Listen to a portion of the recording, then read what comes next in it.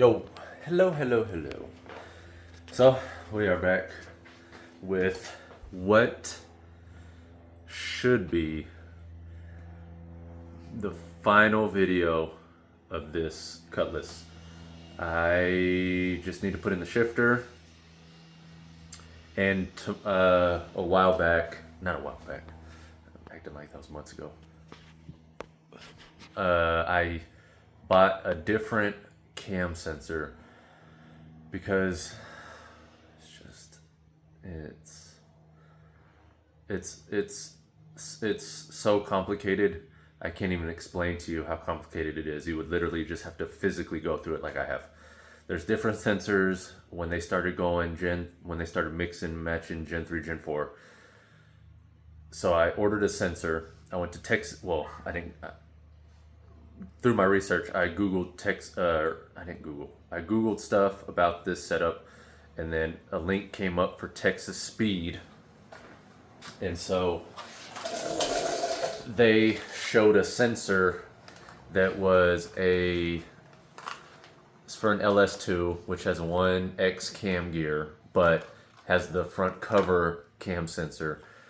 And it specifically said in the details, no VVT, front cam sensor for LS2 engines.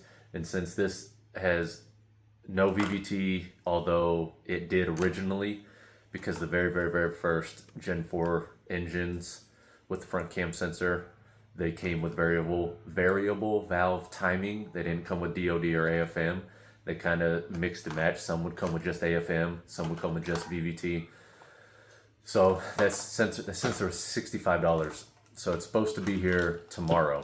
So we'll end this video on that, and whether it works or not. If that sensor doesn't fix it, it has to be mechanical.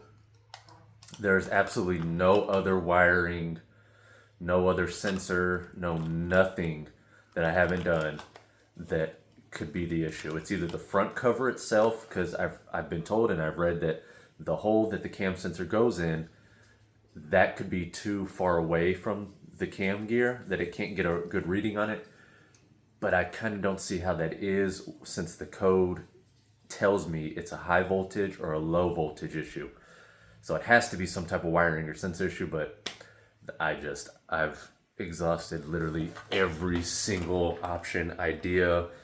I've done absolutely everything the internet has told me that I've looked up and researched. I went back on threads in LS1 on ls1tech.com all the way back to 2014-15.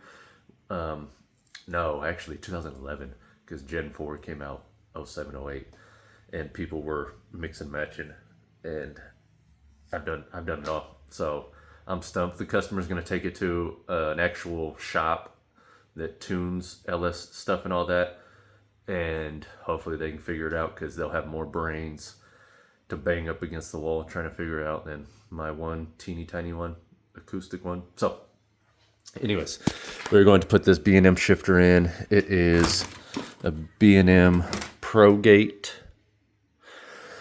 It's $250 on Amazon. I'll put the link in the description for you if I remember at the end of this. But we are going to take this, and of course I got the ground all wet because I'm still burping the cooling system. It's fighting me pretty bad. I think the issue is how far the fans are away from the radiator. I think that might be one issue, but I'm still getting air bubbles and stuff when I run it, but I'm gonna chill out. So we're going to mount this bad boy something like that right here. I'm gonna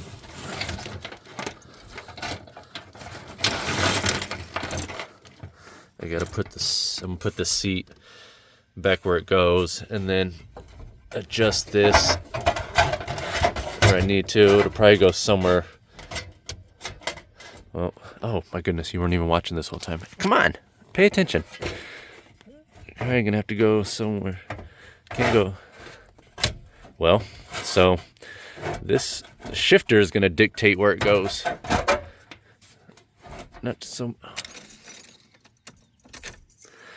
so much the seat. So all the way forward. Oh, I'm gonna have to. Come on. Okay, I'm gonna have to put the dilly mabob back together That way it stops in park where it should instead of going limp like you. So there's you. There's me. You. Me.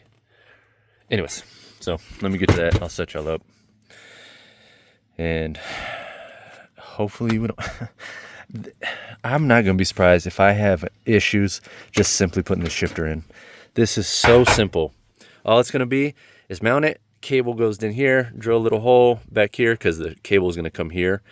Some are going to be forward exit, which is mostly what I'm used to messing with. This one's going to be rear exit. So it's going to come here and it's going to go down and it's going to loop-de-loop to the transmission. And that's that. Very, very, very simple. I'm sure though I will find a way to fuck it up. So, I mean, mess it up. Sorry. I'm working on the cussing stuff. Just give me a break. We'll get there. All right. So, surprised, not surprised. Issue numero uno. Oh, I'm gonna put those in a safe spot. And then you're gonna have it showing. Number two, something right there. So, I got the seats where they're gonna be. Hey! Come on, man. Okay, that's fine for this one. That seat's really the one that matters anyways. So, it's about, we could go right about here. And that seat looks like it's as far back as it'll go. I'll have to actually mount it and actually mess with it. But obviously, the customer's gonna have to make a choice. Radio or shifter. So, yeah, and then the cable, we're gonna have to, because the cable is going to have to comes out about right there. And you don't want it to go straight down. You don't want any, you want it to be a nice kind of straight, kind of nice angle. So it's gonna probably have to come down and back here, which, I'm trying to see if the seat goes down any further. Yeah, they don't have room because, yeah, they don't have room. So, just gotta figure out where we're going. This thing is sweet though. I mean, this is bent perfectly to have a shifter put on it. And then look, it's the perfect width. So, that's cool. Also, warning might electrocute you. You got warning signs on everything these days. Make my day.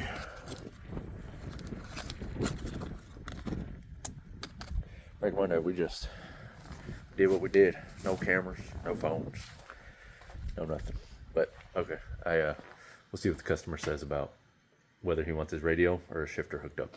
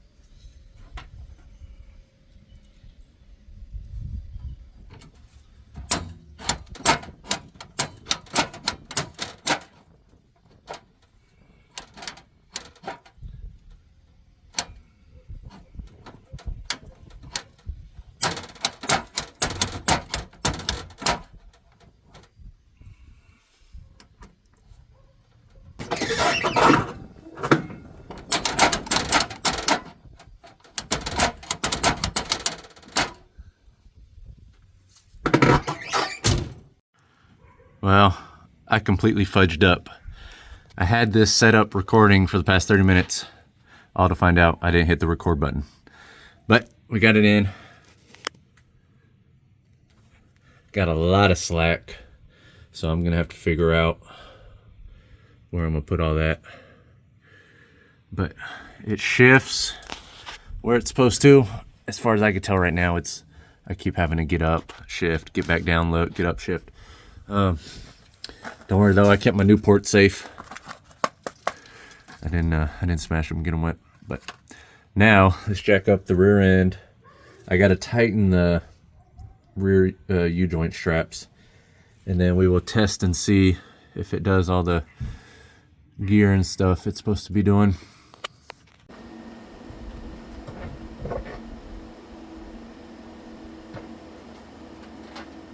All right, let's see if we got shift assist.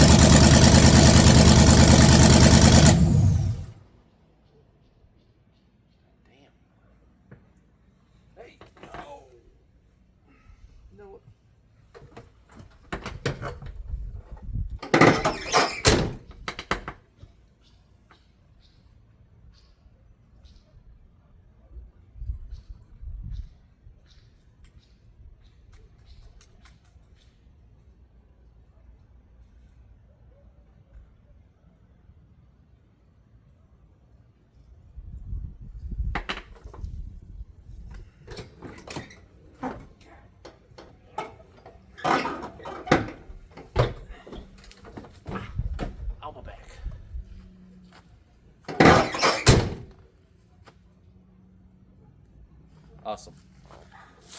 Awesome sauce. All right, so there she is. Shifter is installed.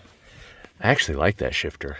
I like how when you put it in a gear, you can kind of lock it in place. So instead of it just being one straight slit like your mom in between her legs. Oh God, Anthony, you got to stop. It, you know, bam, bam, bam. You go bam, bam, bam, bam, bam, bam, bam, bam, bam, bam, bam, bam, bam, bam. Oh, wrong. Oh, bam. In there like swimwear.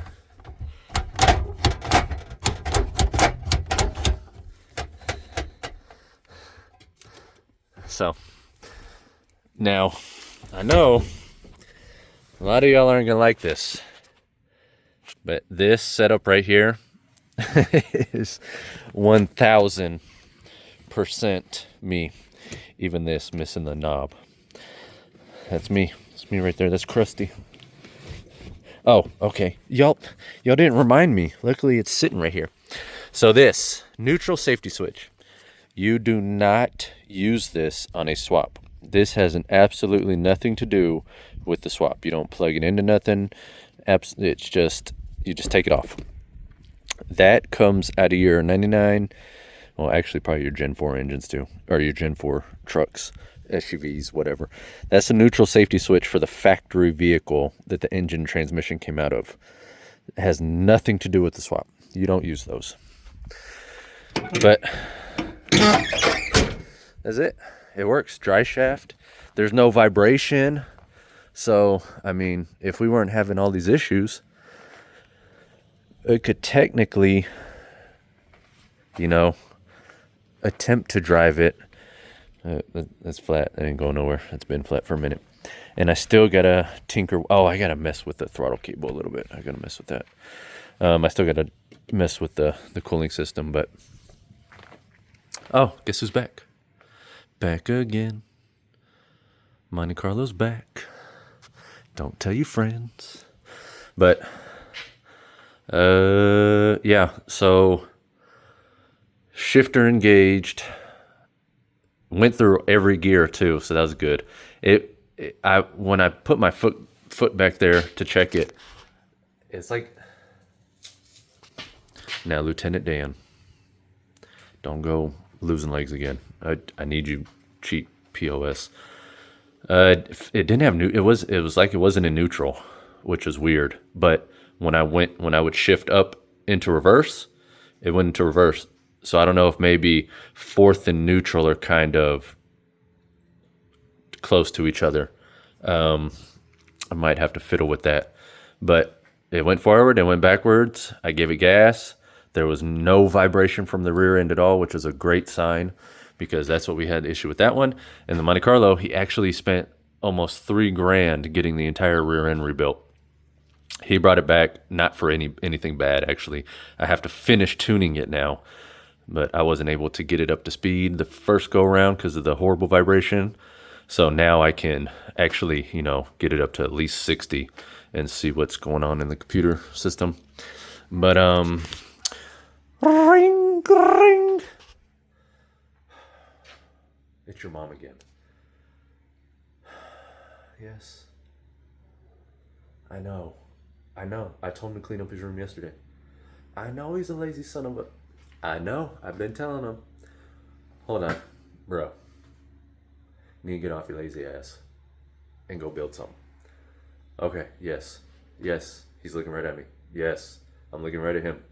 Yes. I know he's a bum. I know. I've been trying to tell you since I moved in.